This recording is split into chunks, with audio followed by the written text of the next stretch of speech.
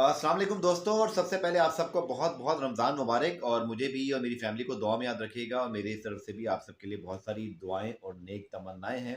और अल्लाह ताला हमारी इबादत कबूल फरमाए, और इसी तरह ये रमज़ान हमारी ज़िंदगी में बार बार आता रहे और हम सबको नसीब होता रहे। आमीन सुम्मा आमीन।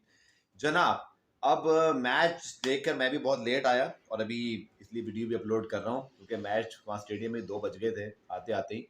बट वो कहते हैं ना, winning is a habit and losing is a habit.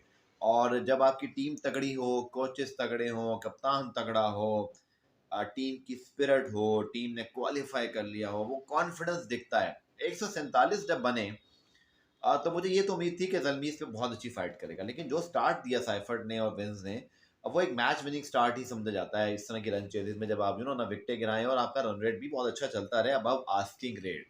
और लेकिन अगेन, वो जो स्पिरिट है पेशावर ज़ल्मी की, वो जो हंगरनेस है, जो कि डैरेन सेमी ने ट्वीट भी किया था कल प्लेऑफ में जाने के बाद कि my team should remain hunger.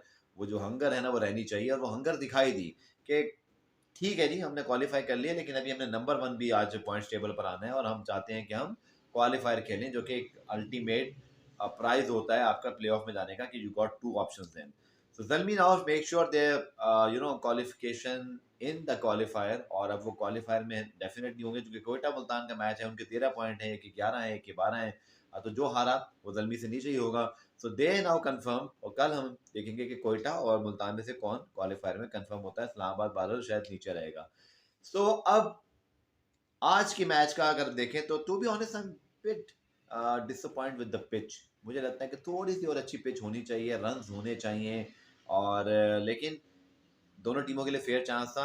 ये एक अलग टॉपिक है कि पिच कैसी होनी चाहिए, बट जो आज आई थिंक कराची के स्पिनर्स ने बहुत अच्छी बॉलिंग की। अरफात मिनहास, जाहिद महमूद, और मुझे लगता है अगेन बाबर आजम एक रज मशीन है। उनको आप दुनिया की बेस्ट बैटिंग विकेट पे खिलाएं या दुनिया की मुश्किल तरीन बैटिंग विकेट पर, वो आपको रन्स करके देंगे। ये उनकी क्लास है, ये उनकी कंसिस्टेंसी है, ये उनकी एक नेक्स्ट लेवल किस्म की जो है ना अचीवमेंट है। और मैं समझता हूँ कराची ने बॉलिंग बहुत अच्छी की। ऐसी विकेट पे जहाँ कल 170 और बने थे, आज 147 ही सिर्फ बने। अगेन अगर आप देखें तो बाबर के रन्स के बाद स्ट्रगल फेज आया, जहाँ टीके सी और फिर हारिस और बाकी प्लेयर्स। लेकिन अगेन रॉबमैन पावल एक प्रॉपर मैच फिनिशर के तौर पे, और हमारे यंगस्टर्स को ये चीज़ सीखनी पड़ेगी कि जो आपका रोल है ना, चाहे वो ऊपर है, दरमियान में है, या नीचे आपको मिल रहा है, वो आपने करना ही करना है। और रॉबमैन पावल ये नहीं देखते कि उनको पिंडी की विकेट मिली, लाहौर की या कराची की मुश्किल तरीन। उन्होंने 18 पे 30 करके ज़ल्मी का स्कोर उतना कर दिया, वरना मुझे एक लम्हे पे लग रहा था जैसे 130 ही हो पाएंगे। लेकिन अगेन रॉबमैन पावल की जो पावर है और जो उनकी रिस्पॉन्सिबिलिटी है, वो शानदार रही। पेशावर ज़ल्मी का मैं देख रहा था कि जब 60 पे भी आई थिंक कोई आउट नहीं था, या 50 पे गालबन, मैं देख रहा था कि उन्होंने रन रेट को अपने काबू में रखना शुरू कर दिया था। और एक मौके पे आस्किंग रेट अब 10 पे चला गया था, जबकि अभी सर यही कराची ने पिछले मैचों में गलतियां की, और आज भी, कि आप आस्किंग रेट से पीछे रह जाते हो, और आप बहुत ज्यादा चीजें लेफ्ट कर देते हो आखिरी ओवर के लिए। अच्छी टीमें कभी भी आखिरी ओवर में, हालांकि कल शाहीन को जो 14 रन पड़े, बट जलमी के खिलाफ भी 17 रन, मुझे लगता है कि कराची से बेहतर प्लान कर सकता था रन चेस को। बट अच्छी क्रिकेट हुई, टू बी ऑनेस्ट। जलमी से भी गलतियां हुई, रन बने आखिर में, लेकिन दाद देना पड़ेगी कैप्टनसी की, जो साइम अयूब को फिर से लेकर आए। हालांकि मेहरान मुमताज का दिन नहीं था, उन पर अटैक हुआ और उनको थोड़ा सा बिल्कुल उस फैक्टर को उन्होंने ख़त्म कर दिया एक तरह से कराची ने। बट शानदार इस्तेमाल किया मेरा सॉरी साइम अयूब का, बाबर आजम ने। और उसके बाद नवीन ने और आमिर जमाल ने और ल्यूक वुड ने लेंथ पकड़ ली कि किस लेंथ पर बॉलिंग करनी है, जो कि विकेट के मुताबिक भी ठीक है और फील्ड सेटिंग के लिहाज से। इसलिए रॉबमैन आप में पावल ने जो कि शानदार कैच भी पकड़ा, और पोलार्ड आउट हुए। सो वो गेम स्ट्रैटेजी जो है ना जल्मी की नजर आती है, चाहे वो जीतने की पोजीशन में हो या हारने की या मुश्किल पोजीशन में।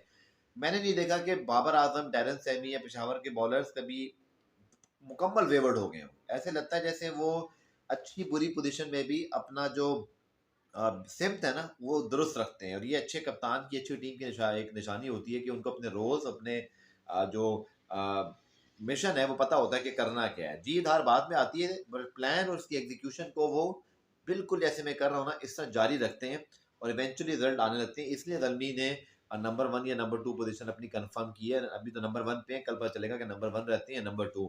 सो इसमें बहुत बड़ी प्लानिंग मैं समझता हूँ। बाबर आजम से सवाल भी हुआ कि आई थिंक जो बेस्ट रिसोर्सेज थी उनके पास, बट ये कोई शक नहीं है। एक और चीज़ जो मैं समझता हूँ कि ल्यूक वुड सबसे कामयाब ज़ल्मी के बॉलर हैं, 9 मैचों में 11 विकेटें हैं, 7.9 का उनका इकॉनमी रेट है।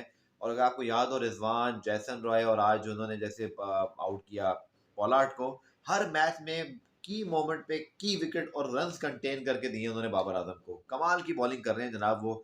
और छुपे रुस्तम हैं पेशावर ज़ल्मी के इस बार मेरे ख्याल में वो, और उनको शायद उतना डिस्कस नहीं किया जा रहा जितना करना चाहिए। ल्यूक वुड ने बहुत ज़्यादा डिफरेंस क्रिएट किया है इस पूरे पीएसएल के अंदर। अगर आप पूरे मोमेंट हर मैच के दोबारा जाके देखेंगे, अगेन मुझे लगता है कि थोड़ा-सा टीमें स्ट्रैटेजी को रिव्यू कर सकती हैं, मे बी कि आगे चल के हमें पेशावर में आरिफ याकूब और महरान मुमताज़ इकट्ठे भी खेलते हुए शायद दिखाई दे रहे हों। बट लेट्स सी कि ज़ल्मी को कैसे प्लान करते हैं, क्योंकि बॉलर्स उनके अपने रोल्स पूरे कर रहे हैं, तो शायद वो इस ऑप्शन पे ना भी जाएँ तो उनको फ़र्क ना पड़े। बट पिच स्लो साइड पर है, थोड़े से रन्स होने चाहिए। और अब आपको पता है कि मुल्तान और क्वेटा के मैच में ये इंटरेस्ट रह गया कि जो नंबर 1 और नंबर 2 की जो रेस है उसमें ज़ल्मी तो कन्फर्म है, दूसरी टीम कौन होती है। और फिर हमें क्वालीफायर और एलिमिनेटर 1 और फिर आगे एलिमिनेटर 2 का पता चलेगा। So another classic PSL match. और आप मेरे YouTube channel, Facebook, Instagram, TikTok और ट्विटर को जो है फॉलो, सब्सक्राइब और लाइक कर लीजिएगा। और एचबीएल पीएसएल 9 की थ्रिलिंग और अब तो जनाब प्ले ऑफ आने वाले हैं कल के मैच के बाद। एंजॉय करें एचडी और red free only on Tapmate.